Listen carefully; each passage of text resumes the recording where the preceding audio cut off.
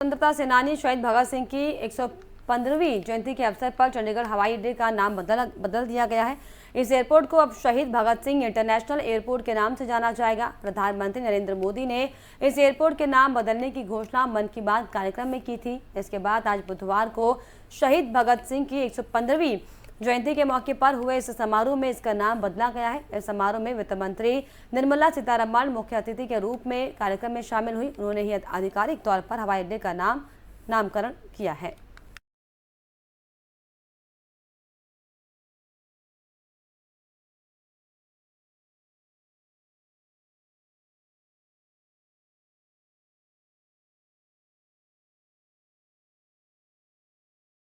केंद्र सरकार ने देश भर में पीएफआई की आतंकी गतिविधियों में लगातार सक्रियता के सबूत मिलने के बाद इसके ऊपर बड़ा एक्शन लिया है। गृह मंत्रालय ने मंगलवार की देर रात नोटिफिकेशन जारी कर popular front of India PFI को बैन करने का आदेश जारी किया। विवादित संगठन पॉपुलर फ्रंट इंडिया पर 5 साल के लिए बैन लगा दिया गया है।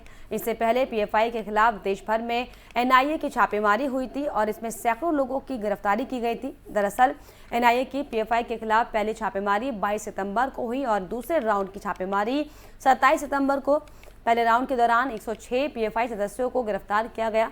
वहीं 27 सितंबर को 247 लोगों को गिरफ्तार और हिरासत में लिया गया। एनआईए समेत दूसरी जांच एजेंसियों को पीएफआई के खिलाफ सबूत मिले हैं, जिसके बाद गृह मंत्रालय से कार्रवाई की मांग की गई थी। वहीं अब गृह मंत्रालय ने पीएफआई पर 5 सालों के लिए बैन लगा दिया है।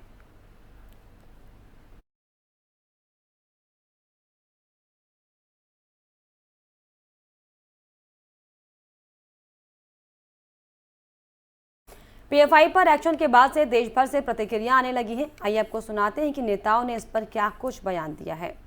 मैंने हमेशा पीएफआई की जो ये रेडिकल एक्सट्रीम अप्रोच है उसका हमेशा मैं अपोज किया हूं और करता रहूंगा, चाहे कोई रेडिकल एक्सट्रीम अप्रोच अडॉप्ट करेगा।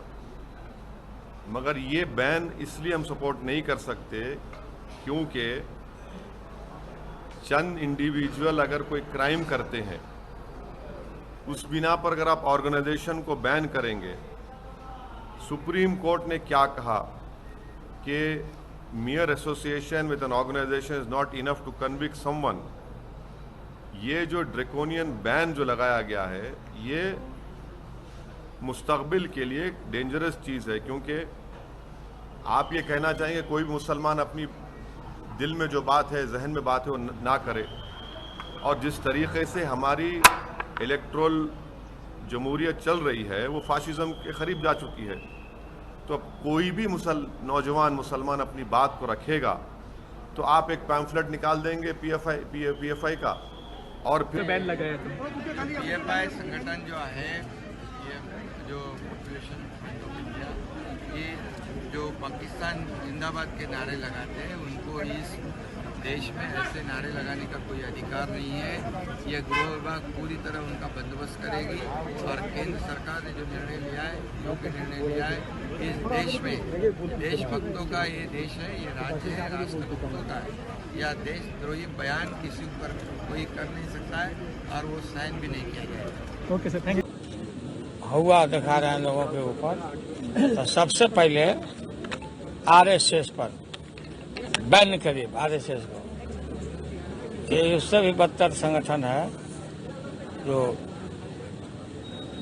हिंदुत्व का कट्टरपंथा। लालू जी, क्या नीतीश कुमार को लाल किला पे भेजिएगा झंडा फहराने के लिए? नीतीश कुमार को दिल्ली पहुंचाइएगा आप? और तेजस्वी को कब तक मुख्यमंत्री बन जाएंगे? टाइम पर इंतजार करिए। आप चाहते हैं कि तेजस्वी यादव बिहार संभालें? बिल्कुल, और नीतीश जी देश संभालें? सब लोग मिलकर संभालेंगे।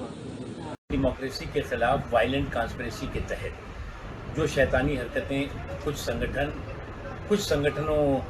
कुछ आतंकवादी संगठनों की परछाइयाँ, कुछ इस तरह के भारत विरोधी संगठनों की प्रॉक्सीज भारत में कर रही थी, उनके खिलाफ कड़ी और बड़ी कार्रवाई हुई है। देश की सौहार्द, देश की सुरक्षा हमारी ताकत है और हमारे सौहार्द, सुरक्षा और सहिष्णुता की ताकत ही ऐसे राष्ट्रद्रोही और शैतानी ताकतों की भी आफत है।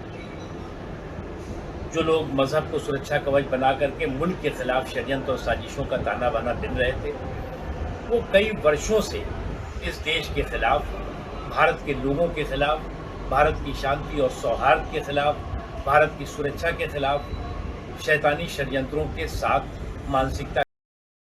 दिल्ली के शराब घोटाले मामले में पहली गिरफ्तारी विजय नायर की हुई, जिसको लेकर सीएम केजरीवाल ने प्रतिक्रिया दी है। क्या कुछ कहा, आपको सुनाते हैं। कल इन्होंने विजय नायर को गिरफ्तार किया। कौन है विजय नायर? आम आदमी पार्टी का एक छोटा सा कार्यकर्ता है, हमारा कम्युनिकेशन का काम देखता है। पहले इसने पंजाब में बहुत अच्छा काम किया था, पंजाब में हमारी सरकार बन गई। अब विजय गुजरात का कम्युनिकेशन संभाल रहा था, गुजरात की सारी कम्युनिकेशन स्ट्रैटेजी बनाता था, गुजरात का सोशल मीडिया देख रहा था। उसको इन्होंने गिरफ्तार कर लिया। कह रहे हैं कि उसने शराब घोटाला किया है दिल्ली में। मुझे समझ नहीं आता उसका शराब या शराब घोटाले से क्या लेना देना है। वो तो गुजरात का सोशल मीडिया देखता है, एक छोटा सा कार्यकर्ता है। पिछले कुछ दिनों से उसको रोज पूछताछ के लिए बुला रहे थे लोग। उस पर जबरदस्ती जोर जबरदस्ती डाला जा रहा था कि झूठ मूठ मनीष सिसोदिया का नाम ले लो, नहीं तो तुम्हें भी गिरफ्तार कर लेंगे। पर वो आम आदमी पार्टी का एक सच्चा कार्यकर्ता है, उसने झूठ बोलने से इनकार कर दिया, इसलिए कल इसको गिरफ्तार कर लिया। इन्होंने मनीष सिसोदिया जी के घर पे रेड की, कुछ नहीं मिला। मनीष जी के बैंक लॉकर की तलाशी ली, कुछ नहीं मिला। अब ये इस तरह से जोर जबरदस्ती करके मनीष सिसोदिया को फंसाना चाहते हैं। इन्होंने विजय नायर के घर पे एक महीने में 2-2 बार रेड की, वहां भी कुछ नहीं मिला। बुरी तरह से बौखलाए हुए हैं ये लोग, पागल हो गए हैं, क्योंकि गुजरात में हर रोज आम आदमी पार्टी का ग्राफ बहुत तेजी से बढ़ता जा रहा है। गुजरात के लोग इनको अब खुल के सड़कों पे गालियां दे रहे हैं, इसलिए ये आम आदमी पार्टी को कुचलना चाहते हैं। 24 घंटे ये लोग बस यही सोचते रहते हैं कि आम आदमी पार्टी को कैसे कुचला जाए।